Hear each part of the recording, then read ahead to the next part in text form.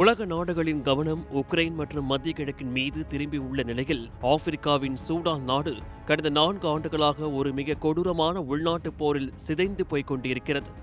அதிகாரத்தை கைப்பற்ற துடிக்கும் சூடான் அரசு படைகளுக்கும் RSF எனப்படும் துணை ராணுவ படைக்கும் இடையே நிலவி வரும் இந்த இரத்த களரி இன்று உலகின் மிக மோசமான மனிதாபிமான நெருக்கடியை உருவாக்கியுள்ளது. தலைநகர் கார்டூமை அரசு படைகள் மீட்டெடுத்தாலும் நாட்டின் மேற்கு பகுதியான டார்பூர் என்னும் துணை ராணுவத்தின் பிடியிலேயே சிக்கியுள்ளது. அங்கு நடைபெற்று வரும் வன்முறைகள் ஒரு திட்டமிடப்பட்ட இனப்படுகொலை என்பதற்கான அனைத்து அடையாளங்களையும் கொண்டுள்ளதாக ஐக்கிய நாடுகள் சபை மிக கடுமையான எச்சரிக்கையை விடுத்துள்ளது. இந்த போரின் கோர தாண்டவத்தால் இதுவரை எத்தனை பேர் உயிரிழந்தனர் என்பதை யாராலும் துல்லியமாக கணிக்க முடியவில்லை.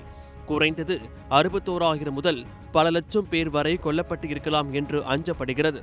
இன்று சூடானில் சுமார் 90 லட்சம் மக்கள் தங்களின் வீடுகளை விட்டு வெளியேறி உள்நாட்டிலேயே அகதிகளாக தவித்து வருகின்றனர். இது உலகிலேயே மிகப்பெரிய இடப்பெயர்வு நெருக்கடியாகும். மேலும் 40 லட்சத்திற்கும் அதிகமான மக்கள் அண்டை நாடுகளான சாட், எத்தியோப்பியா மற்றும் உகண்டாவிற்கு தப்பி ஓடி அங்குள்ள அகதி முகாம்களில் அடிப்படை வசதிகள் இன்றி போராடி வருகின்றனர். இதைவிட கொடுமையாக சூடானில் 3,30,00,000 மக்கள் இன்று உலகின் மிகப்பெரிய பசிப்பிணியில் சிக்கி ஒருவேளை உணவிற்காக ஏங்கி நிற்கும் அவலம் அரங்கேறி வருகிறது. சூடானின் இந்த வன்முறை வரலாற்றுக்கு பின்னால் ஒரு நீண்ட அரசியல் பின்னணி உள்ளது.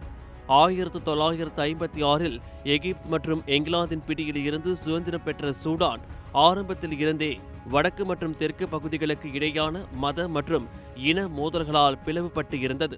இதன் உச்சகட்டமாக 2011ஆம் ஆண்டு சூடான் இரண்டாக பிரிந்து தென் சூடான் என்ற புதிய நாடு உருவானது. பல சதாப்தங்களாக நிலவிய ஓமர் அல் பஷீரின் சர்வாதிகார ஆட்சி வீழ்த்தப்பட்ட பிறகு ஜனநாயகத்தை நிலைநாட்ட வேண்டிய இராணுவ தளபதிகள் இப்போது ஒருவருக்கொருவர் அதிகாரத்திற்காக போரிட்டுக் கொள்வதுதான் இந்த துயரத்திற்கு காரணமாகும். துரதிருஷ்டவசமாக இந்த போரை நிறுத்த வேண்டிய சர்வதேச நாடுகள் தங்களின் சுயநலத்திற்காக இருதரப்பிற்கும் ஆயுதங்களையும் நிதியும் வழங்கி எரியும் நெருப்பில் எண்ணெயை ஊற்றி வருகின்றன. அமைதி பேச்சுவார்த்தைகள் அனைத்தும் தோல்வியில் முடிந்து வரும் நிலையில் சூடான் மக்களின் மரண ஓலம் இன்னும் ஓயவில்லை.